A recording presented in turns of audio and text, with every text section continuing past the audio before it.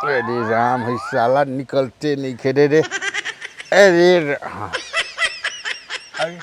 का मूर्ति लेखा खड़ा बड़ा। पेटवा बहुत गड़ता, नारा उकच गइल बा। नारा उकस गइल बा? तो नारा कैसे तोरा उकस गइल? साला सुतले सुतले नारा उकस जाता तो। रतिया मेहरुआ को उठानी तबे से एकदम। मन मेहरारू के उठा ले रात अकेले। हाँ अरे साला तो तोरा हमरे बुलावे के रू चाहिए, इतना भारी काहे उठाओ ले अकेले। बा के मर चाचा, तोर पतो ही न लागी, सापे चौपड़ वाले एकदम। अरे साला तो पतो है लगी तो का तबीयत खराब हो तो केहू ना जाई हैं। प्रणाम काका। प्रणाम प्रणाम। का बाबू कहाँ जाता रहो? अरे तारा से एगो राय लेवे के रहल। अच्छा हाँ हाँ बताओ बाबू बताओ। पहले एक किली खैनी दो दिमाग में। हैं? एक किली खैनी दो ना।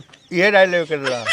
अरे खैनी ना दे सकेलो। खैनी दे सकेला माने फोकट के कुछो मांगे में लाज नाम के चीज ना आवेला सरम। वो राजला तो हम ना देनी का, तूने का कर्जा मांगा तनी का। कर्जा नहीं की मांगत तो बुझाता कि दे डाला बड़ा कीन के हमरा के। सुन ला एगो बात सुन ला लोग, साले पहले तो बाप दाखिल आदमी से खैनी मांगा ही के ना। अरे तब हमनी संगतिया आदमी है के सुने ना। संगतिया हमर संगे पैदा भइल लगा। अरे तो चाचा भतीजा के जोड़ी एकदम हिट बा, पूरा सोशल मीडिया देखते बड़ा तू। ले ई कहनी हो चाचा हाँ। कि अपने मौगी के सोचा तनी पढ़ा लिखा दी। हाँ ओके बीए करा दी, हाँ ई तो ठीक है। पीएचडी करा दी, हैं बीएससी करा दी। ओकरा के हाँ आ कोनो निमन से एगो नौकरी ओके दिवा दी। है ना। हाँ हमरो एगो राय मन बा। बोला। हमारे एगो राय मन था नु हाँ तो कोनो बढ़िया लड़का खोज के ओकर बियाहो करा देता।